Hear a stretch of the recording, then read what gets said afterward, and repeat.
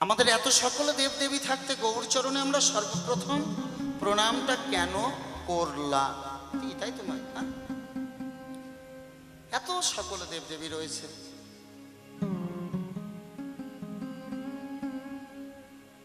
আজ গৌরচরণে প্রণাম করবার কারণ হচ্ছে মহাজন কলম দিলেন শ্রীমান গৌর সুন্দর, তিনি হলেন এই হরিনাম সংকীর্তনের পিতা অর্থাৎ বাবা। আর বলা বাহুল্য এই বৈষ্ণব পদাবলী কীর্তন হচ্ছে জীব শিক্ষার গান, জাগতিক জগতের মানুষকে সুশিক্ষার গান হচ্ছে এই বৈষ্ণব পদাবলী কীর্তন।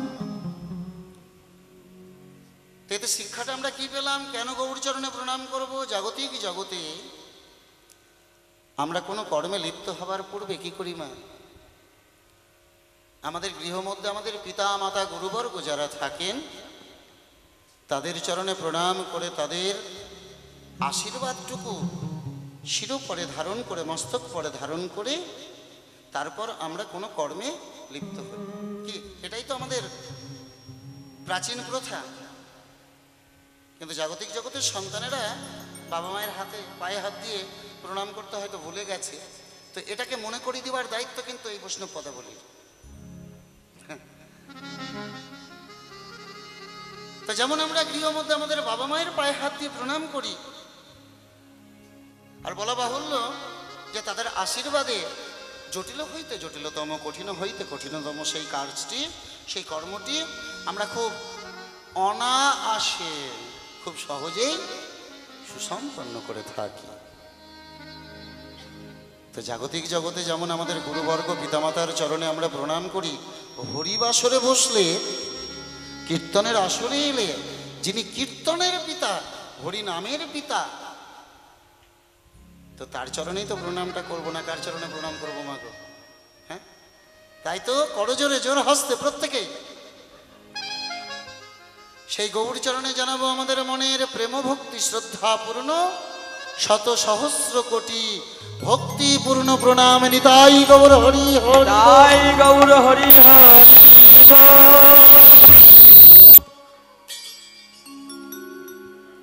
নীলাই ফিরে আসি। আজ গৌর সম্বন্ধে দু একটি কথা না বললে নয়, কীর্তন অপূর্ণ থেকে যায়।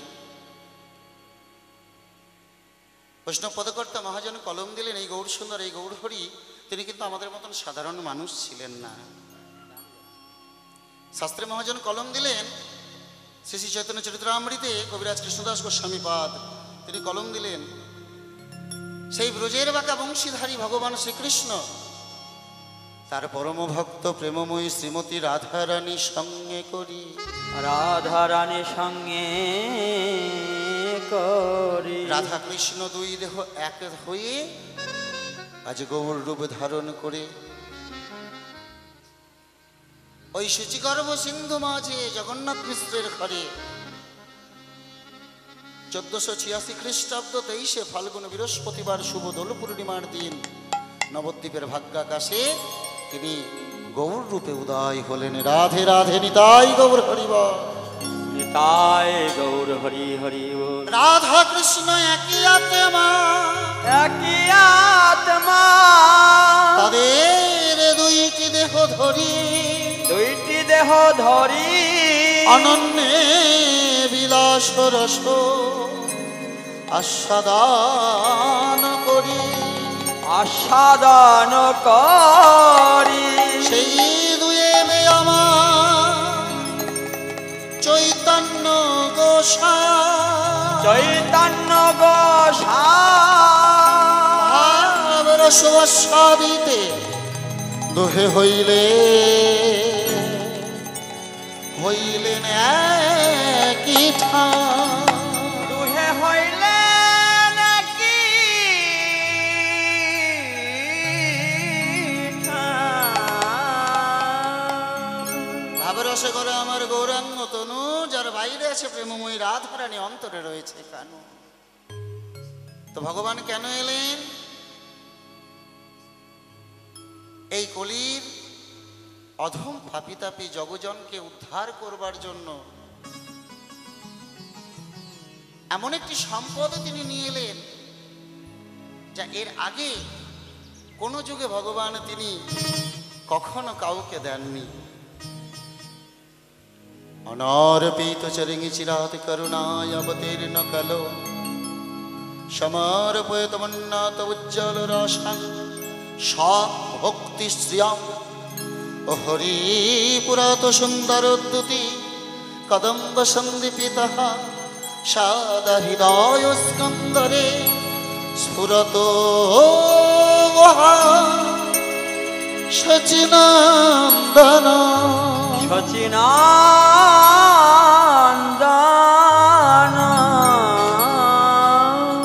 অনার্পিত চরিঙে চিরাত, যা কোনোদিন কোনো কালে কোনো জনকে কোনোভাবে যা কখনো অর্পণ করা হয় নাই, সেই ভগবানের স্বভক্তি করুণা করে কৃপা করে এই কলিযুগে তিনি অকাতরে তিনি সকলের তরে বিলিয়ে দিলেন।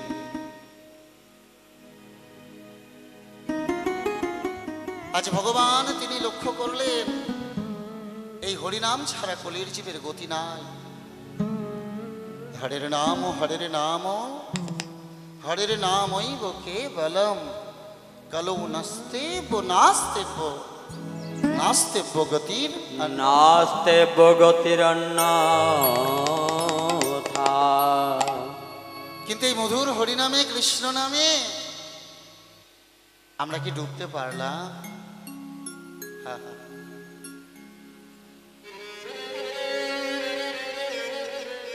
এই মধুর হরি নামে, এই মধুর কৃষ্ণ নামে কত পাপী তাপী উদ্ধার হয়ে গেল।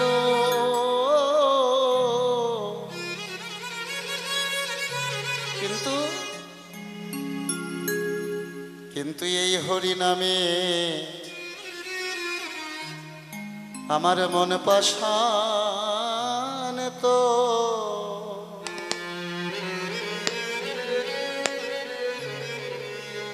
আমার মন পাষাণ তো গলল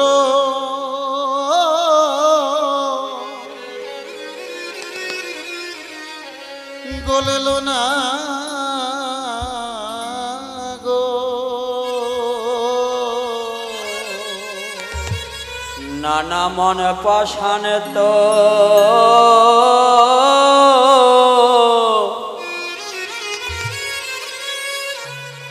আমার গল্ল না গো।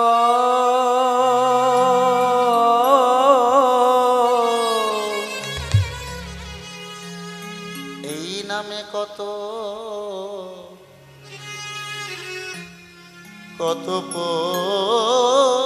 পতি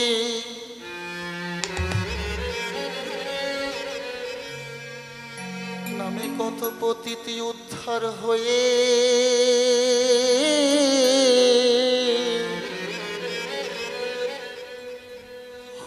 গেল।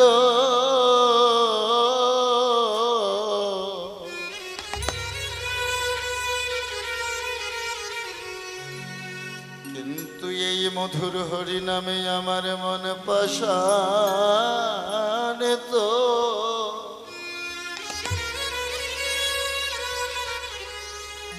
মন পাষাণ তো গলল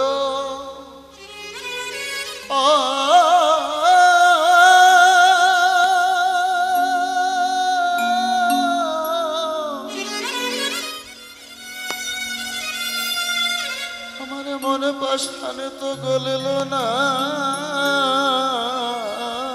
গো। কত পাপী তাপী তাই গৌর হরিবল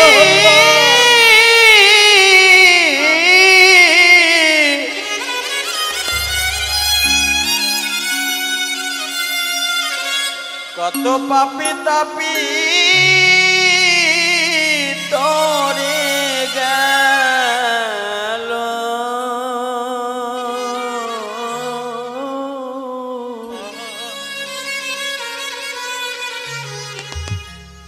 কিন্তু আমার মন পাষাণ তো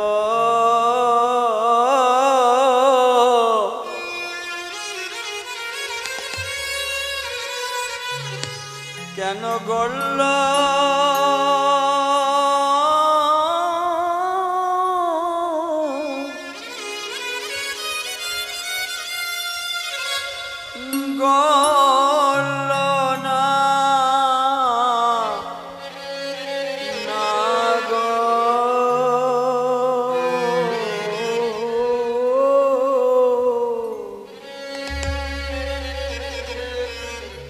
হবে বিষয়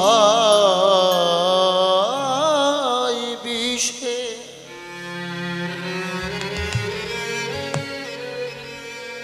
এই মোহমায়ার বিষয়ে বিষে আমি সদাই ডুবে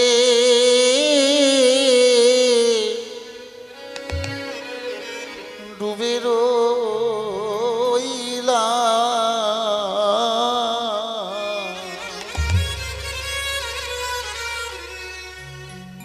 এই পৃথিবীতে মানব রূপে জন্ম তো নিলাম না, এত সুন্দর এই ভজনযোগ্য দেহ পেয়ে কি করলাম? সারাটা জীবন আমার আমার আমার আমার করতে করতে কাটিয়ে দিলাম, তাই না? বাড়ি আমার, গাড়ি আমার, পিতা আমার, মাতা আমার, পুত্র আমার, কন্যা আমার, বিষয় আমার, বৈভব আমার, বন্ধু আমার, বান্ধব আমার, আরে সবই তো আমার। কিন্তু একদিনের জন্য চিন্তা করলাম না আমি কার।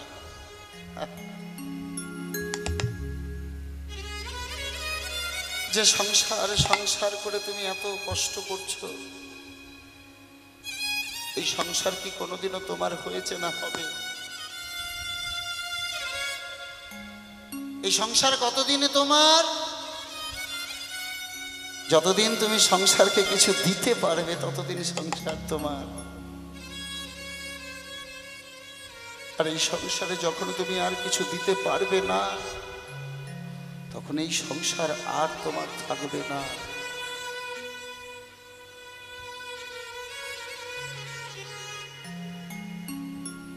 সারাটা জীবন তো আমার আমার করতে করতে কাটিয়ে দিলাম, কিন্তু আমার তো কেউ হলো না। দেখতে দেখতে এই মানব দেহটা আস্তে আস্তে আস্তে আস্তে বার্ধক্যে দিকে এগিয়ে যেতে থাকলো। মাথার কালো চুলগুলো সাদা হয়ে গেল, দাঁতগুলো পড়ে গেল, দৃষ্টিশক্তি কমে গেল, শ্রবণ শক্তি কমে গেল। একদিন হৃদয় বল হরি বলে এই দেহ থেকে প্রাণ পাখিটা একদিন ছেড়ে চলে গেল। আর সেদিন তোমাকে মৃত বলে ওই বাড়ির তুলসী তলায় উত্তর দিকে মাথা, দক্ষিণ দিকে পদ করে পাড়া প্রতিবেশী যারা থাকলো চারজনাতে ওই কাঁচা বাঁশের দোলাতে করে যখন তোমাকে ঘাটে নিয়ে গেল, তখন কি সঙ্গে কিছু গেল গো? টাকা পয়সা, বাড়ি গাড়ি কিছু সঙ্গে গেল? সেদিন কে গেল সঙ্গে? বলো হরি হরি বল, বলো হরি হরি বল। তাহলে সেদিন হরি নাম যাবে আর,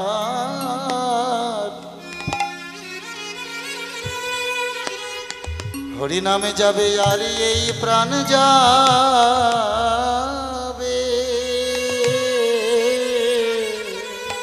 তোমার হরি নাম যাবে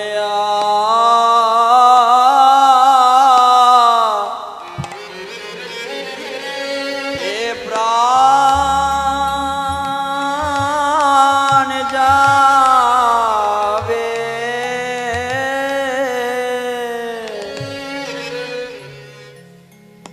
তুমি যেদিন যাবে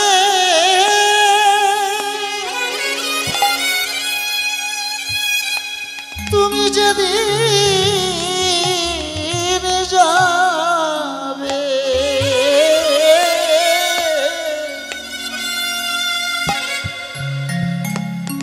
যাবে ভব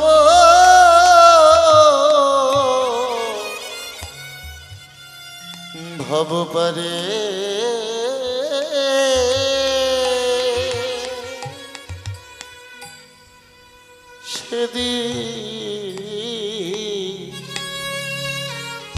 সেদিন হরি নাম যাবে, নাম যাবে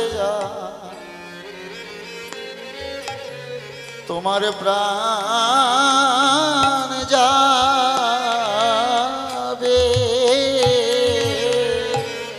তুমি যাবে যদি তাই গৌর হরিবল হরিবল।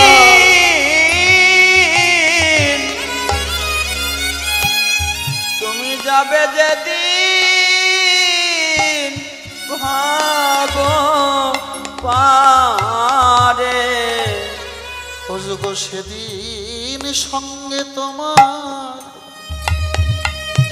কিছুই যাবে না। তুমি যাবে যদি ভাব পারে ওগো সেদিন সঙ্গে তোমার কিছুই যাবে না। তুমি যাবে যদি ভাব পারে তোমার বিষয় আশায় সবই রবে পরে।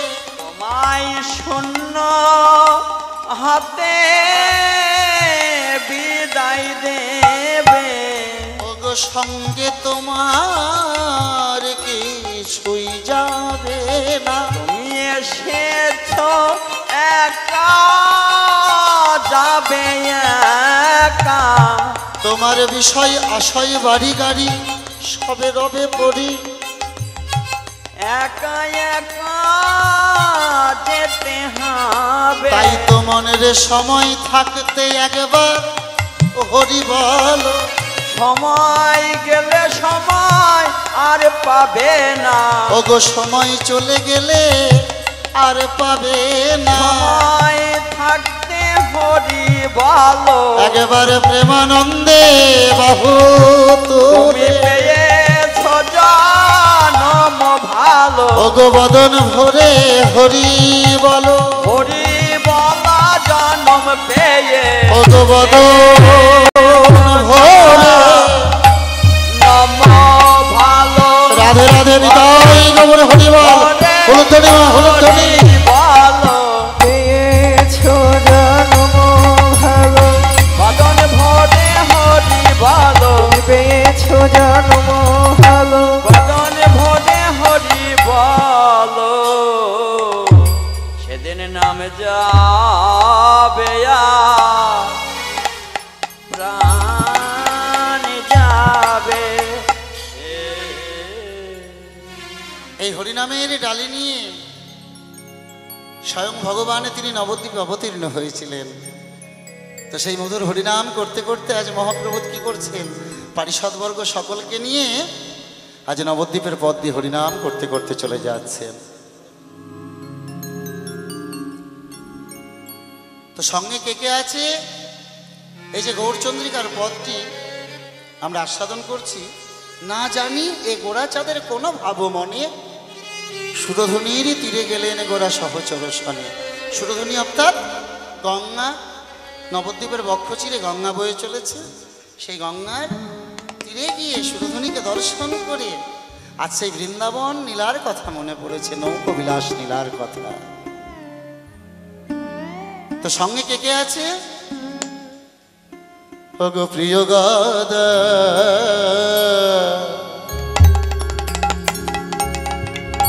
প্রিয় গদা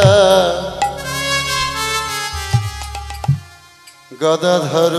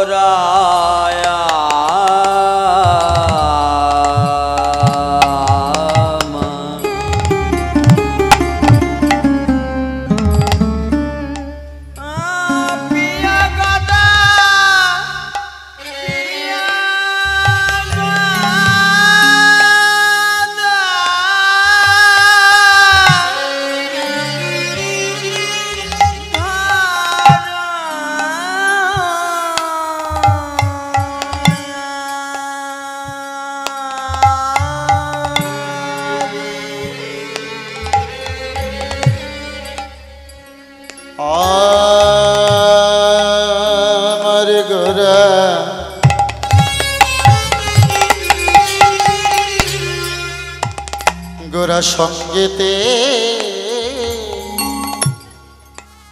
করি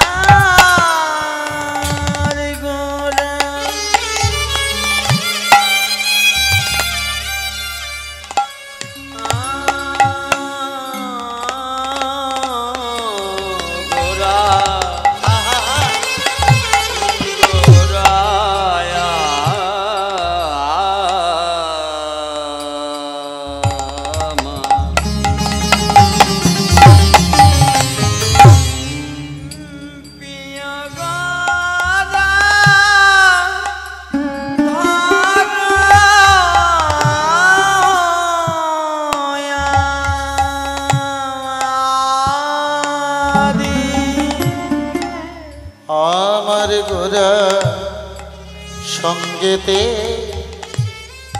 করি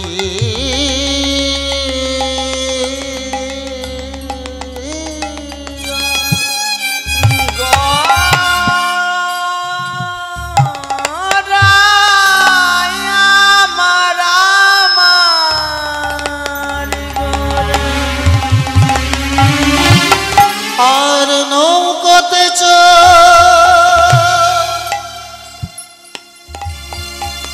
চরিলে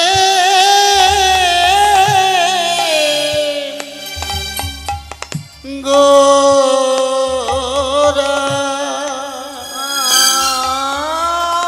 নৌকাতে চারিলে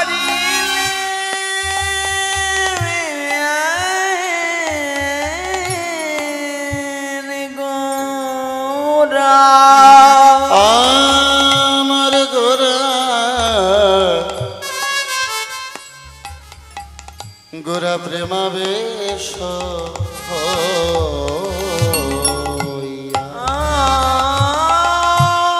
নৌকাতে চারিলে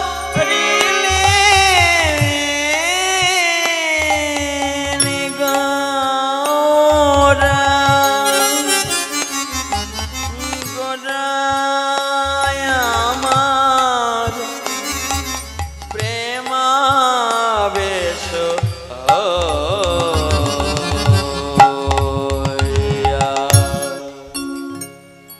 প্রিয় গদা ধারবাদী সঙ্গেতে করিয়া একটু মঙ্গে কথাগুলো আস্বাদন করব।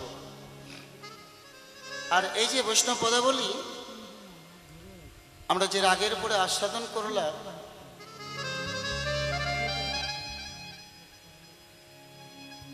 আমরা এই কীর্তনাঙ্গের আমার প্রথম যে গুরুদেব মাননীয় শ্রী ঝন্টুদাস মহাশয়, তার কাছ থেকে এই রাগগুলো আমি শিক্ষা করেছিলাম এবং তিনি আমায় কৃপা করে এই শিক্ষাটুকু দান করেছিলেন। যে বৈষ্ণব পদাবলী বিভিন্ন উচ্চাঙ্গ সঙ্গীতের মাধ্যমেও পরিবেশন করা যায়, এটা তো আমাদের কীর্তনাঙ্গের বর্তমান কীর্তন সম্রাট যিনি মাননীয় সুমন ভট্টাচার্য মহাশয়, তিনি আমাদের একবারে চোখে আঙুল দিয়ে দেখিয়ে দিচ্ছেন এবং আরও কীর্তনীয়া তারাও গাইছেন। তো যে রাগটির উপরে আমরা আস্বাদন করলাম, সেই রাগটি হচ্ছে কেউ বলে পূর্বী, কেউ বলে পূরবী। প্রিয় গদা ধারবাদী সঙ্গেতে করিয়া নৌকোতে চলিলেন গোরা প্রেমাবেশ হইয়া। আজ নৌকো পরে তরণী পরে উঠে কলিযুগের ভগবান তিনি কি করলেন? আজ কান্ডারি হয়েছে, কান্ডারি হয়েছে। আজ কান্ডারি। কান্ডারি কাকে বলে? নাবিক, আর একটু প্রচলিত ভাষায় গেলে মাঝি, তাই না? তাহলে যিনি নাবিক মাঝি, তার কর্মটি কি? এই যে গঙ্গা নদীতে আমরা লক্ষ্য করে থাকি, এপার থেকে ওপারে নিয়ে যাই, ওপার থেকে এপারে নিয়ে আসি। ভক্তবৃন্দ পারিষদবর্গ বলছে, প্রভু তুমি যে আজ কান্ডারি বলে কাকে পার করবে? নীলা দর্শন করে বৈষ্ণব পদকর্তা দুটি নয়ন জলে বুক ভাসাই আজ তিনি বলছিল তাকে তোমরা চিনতে পারো নাই গো। সে কাকে পার করবে জানো? কলির জীবকে পার করবে বলে প্রভু আজ কান্ডারি হয়েছে। কলির জীবকে পার করবে বলে গোরা কান্ডারি হয়েছে। কলির জীবকে পার করবে বলে ওগো রসময় গৌর হরি। কলির জীবকে পার করবে বলে বিদায় গৌর হরি বল কলির জীবকে পার করবে বলে রসময় গৌর হরি, কলির জীবকে পার করবে বলে রসময় গৌর হরি, কলির জীবকে পার করবে বলে রসময় গৌর হরি, কলির জীবকে পার করবে বলে রসময় গৌর হরি। গোরা কান্ডারি হয়েছে প্রেমাবেশ হইয়া। তাহলে ভক্তবৃন্দের সঙ্গে নিয়ে নৌকোর উপরে উঠেছে মহাপ্রভু। আর নৌকোর উপরে উঠে নিজে নাবিক হয়ে কি করছেন? আপনি নাবিক হইয়া বাহে বৈঠা খানিয়ে ডুবিল ডুবিল বলে সিঞ্চে সবে পানি। আর মহাপ্রভু তিনি কি করছেন? তিনি নৌকোখানা বাইছেন আর ভক্তবৃন্দ ভগবারি সদগণ সবে হরি হরি বলে। হরি হরি বলে পুরব সঙ্গরীকে সঙ্গরি কেহ তারা ভাসে প্রেম জলে। ভাসে প্রেম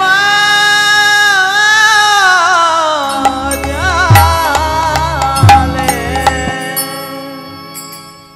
রাধে রাধে। একটি কথা না বললেই নয়, বর্তমানে জাগতিক জগতের কীর্তন, এই যে আমাদের সনাতন ধর্ম, এটার অবস্থা কিন্তু খুব একটা ভালো জায়গায় নেই মা। আসলে এই কথাগুলো কীর্তন আসরে বলা উচিত নয়, কিন্তু বর্তমানে না বললে নয়। কীর্তন আসরে বৈষ্ণব পদাবলী ভাগবত কথা ছাড়া অন্য কথা বলা উচিতই নয়। কিন্তু যে কথাটি এখনো বলতে যাচ্ছি, এই কথাটি না বললে আমাদের হিন্দু সনাতন ধর্মকে চেতনা করার দু একটি কথা না বললে আমার মনে হয় না এই ধর্মটা থাকবে। কেননা পদ্মের পাতায় জল যেমন টলমল টলমল করে, আমাদের এই ধর্মটাও কিন্তু সেই পদ্মের পাতায় টলমল টলমল করছে। আর কখন যে জলটা গড়িয়ে পড়ে যাবে, জলটাকে ফেলে দেবার জন্য অনেক রকমভাবেই চেষ্টা করা হচ্ছে। কেননা কীর্তন গানে কখনো মিথ্যে বলতে হয় না, সত্যটাকে প্রকাশ করতে হয়। তাতে যদি আমি কারোর কাছে খারাপ হয়ে যাই, হয়ে যাবে। বর্তমানে আমাদের এই হিন্দু সনাতন ধর্মটাকে নষ্ট করবার জন্য এক শ্রেণীর মানুষ একবারে উঠে পড়ে লেগেছে। এবং আমি তো বলবো, সব থেকে আমাদের এই ধর্মটাকে নষ্ট করার জন্য অন্য কোনো সম্প্রদায়ের মানুষের দোষ নেই, আমাদের বরঞ্চ নিজ সৎধর্মের মানুষগুলোরই সব থেকে বড় দোষ। কেন দেখুন, আজকে কীর্তনের আসরে কয়টা মানুষ? কেন শর্মাপাড়ায় আর মানুষ নেই? আপনাদের এখানে তো বড় একটা অনুষ্ঠান হয়, নামযোগ্য অনুষ্ঠান হয়, প্রচুর মানুষের সমাগম হয়, কিন্তু সবাই কি কীর্তন শুনতে আসে? কীর্তন আস্বাদন করতে আসে? কখনো না। নিজ নিজ স্বার্থসিদ্ধির জন্য কেউ কেউ হরিবাসরে আসে। কেউ আসে কীর্তন দেখতে, কেউ আসে কীর্তনিয়াকে দেখতে, কীর্তনিয়া নাচছেন কেমন, দেখতে কত সুন্দর বা সুন্দরী ইত্যাদি ইত্যাদি। আবার কেউ আসেন কীর্তনের হরিবাসরে এসে কীর্তনের নাম করে অন্য কোনো তার নিজের কার্যসিদ্ধির কারণে। না হলে কীর্তন আসরে বর্তমান এখন দেখবেন কীর্তন একটা ব্যঙ্গ স্বরূপ জায়গায় দাঁড়িয়ে গিয়েছে। আর যদি ইয়াং জেনারেশনকে বলা হয়, বাবা একটু চল তো কীর্তন শুনে আসি, বলে আমরা আবার কীর্তন শোনার কি আছে, তোমাদের বয়স হয়েছে, তোমরা যাও কীর্তন শুনতে। না না, বৈষ্ণব পদাবলী এত সহজ জিনিস নয় মা। এই বৈষ্ণব পদাবলী এত সহজ জিনিস কেন নয়, একটু বলি, দেখবেন প্রথম শ্রেণী হইতে চতুর্থ শ্রেণী পর্যন্ত আমাদের প্রাথমিক বিদ্যালয়ে পড়াশোনা করতে হয়, প্রাইমারি স্কুল যাকে বলে। তারপর পঞ্চম শ্রেণীর থেকে দশম শ্রেণী পর্যন্ত সেটা মাধ্যমিক বা সেকেন্ডারি। তারপরে আসে উচ্চ মাধ্যমিক 11 ক্লাস এবং 12 ক্লাস। তারপর থেকে উচ্চ শিক্ষার জন্য এই শিক্ষাটাকে কিন্তু ভাগ করে দেওয়া হয়েছে। তো যারা আর্টস নিয়ে পড়াশোনা করেছি বা করছি, কথা নয় রাধে, কথা নয়, কথা নয়,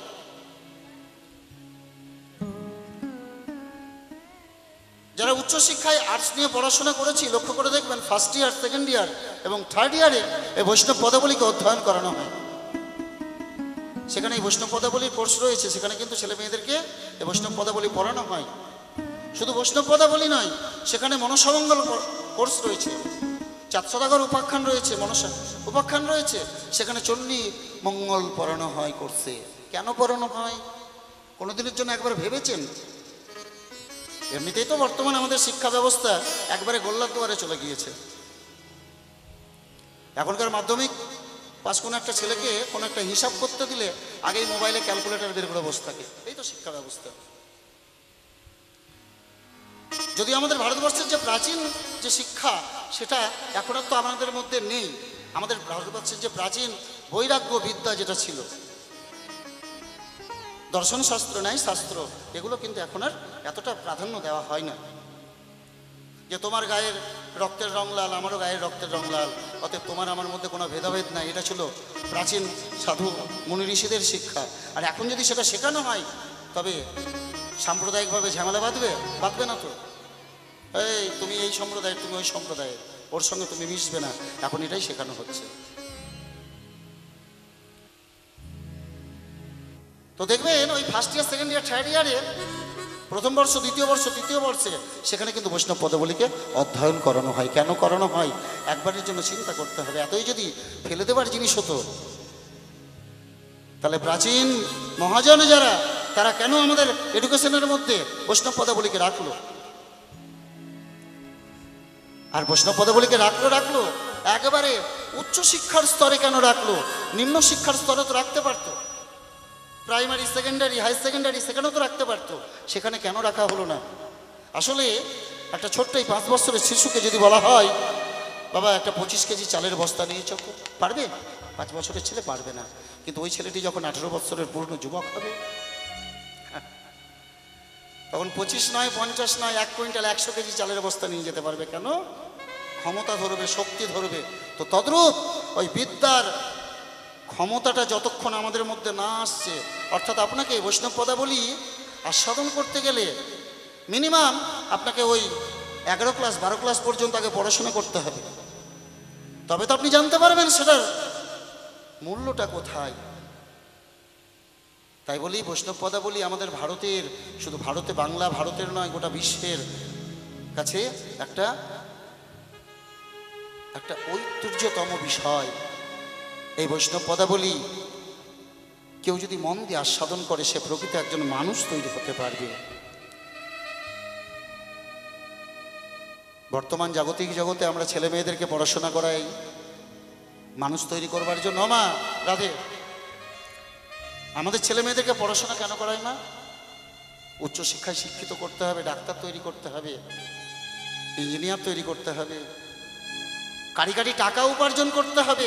এর জন্য আমরা ছেলে মেয়েদেরকে পড়াশোনা করাই, কিন্তু একজন মানুষ তৈরি করবার জন্য কখনো পড়াশোনা করাই না। বর্তমানে জাগতিক জগতে মানুষের বড়ই অভাব মা। আর তোমাদের মায়েদের কাছে বিশেষ করে আমি করজোরে অনুরোধ করছি, একজন সন্তানকে মানুষের মতন মানুষ করতে গেলে পিতার থেকে মায়ের জায়গাটা অনেকটাই বেশি। তো সেইভাবেই তোমরা তোমাদের সন্তানকে বড় করে তোলো। আজ ছোটোর থেকে যেমন পড়াশোনার জন্য তোমরা ছেলে মেয়েদেরকে চাপ দিচ্ছ, প্রেশার দিচ্ছ, এই বাবা পড়তে বস, তো পড়াশোনার পাশাপাশি গীতাটা পড়তে দাও, ভাগবতটা পড়াও, রামায়ণটা পড়তে দাও, মহাভারতটা পড়তে দাও, তবে তো জানতে পারবে সনাতন ধর্মটা কি। রামায়ণটা পড়লে জানতে পারবে পুরুষোত্তম ভগবান শ্রী রামচন্দ্র কেন তিনি বনে গিয়েছিলেন। তার কি কোনো অভাব ছিল? রাজার ছেলে, নাও তো যেতে পারতেন। তো মানে জাগতিক জগতে ছেলেকে যদি বলা হয় খোকন রে এই কাজটা করতো, আমার সময় না, আমি পারছি না, রামচন্দ্র সেই পরিচয়টা কিন্তু দেয়নি। আসলে রামায়ণটা পড়েনি বলে সেই ছেলেটা সেই কথা বলেছে, যদি পড়তো তাহলে বলতো না। পিতৃসত্য পালনের জন্য একটি দুটি দিন নয় 14টা বৎসর বনবাসে গমন করলেন। আজ মহাভারতটা না পড়লে কুরুক্ষেত্রের যুদ্ধটা কেন হয়েছিল, ধর্ম আর অধর্ম কাকে বলে, আমরা কেমন করে জানতে পারবো? গীতা যদি না পড়ি, আমাদের জীবনের গীতার যে 18টি অধ্যায়, সেখানে যে বিভিন্ন যোগ রয়েছে, আমাদের জীবনের চলার পথটাই আমরা খুঁজে পাবো না। ছেলে মেয়েকে বড় করবেন, বড় হয়ে ডাক্তার ইঞ্জিনিয়ার হবে, কারি কারি টাকা উপার্জন করবে, কিন্তু আপনার থাকার জায়গা কোথায় হবে? কোথায় গো মা? এই চালকুটির ভেতর দিয়ে গিয়ে সোজা এখানে একটা হয়েছে। হ্যাঁ, কিন্তু কোনো ছেলে মেয়েকে যদি ছোট থেকে গীতা, ভাগবত, চৈতন্য চরিত্রামৃত, চৈতন্য ভাগবত, রামায়ণ, মহাভারত, ধর্মগ্রন্থ, আমাদের প্রাচীন যে ধর্মগ্রন্থ যদি পড়ানো হয়, আমি কীর্তনের আসরে দাঁড়িয়ে বলছি, সেই ছেলে মেয়ে কখনো তার বাবা মাকে বৃদ্ধাশ্রমে পাঠাবে না, পাঠাতে পারে না। তাই এই ধর্মটাকে কি করে রক্ষা করতে হবে, সেটা আপনাদের বিষয়। মন্দিরে শুধু হরিনাম শুনতে গেলে হবে না, শুধু প্রসাদে নিতে গেলে হবে না, মন্দিরটাকে রক্ষা করতে হবে কি করে, সেই ব্যাপারে সেইটা নিয়েও কিন্তু একবারের জন্য চিন্তা করতে হবে। আর যদি মন্দিরে না থাকে, মন্দিরে ঠাকুর থাকবে না, বিগ্রহ থাকবে না, বিগ্রহ যদি না থাকে তাহলে এই কীর্তন হবে না, কীর্তন যদি না হয় এই হরিবাসরও হবে না, সব বন্ধ হয়ে যাবে।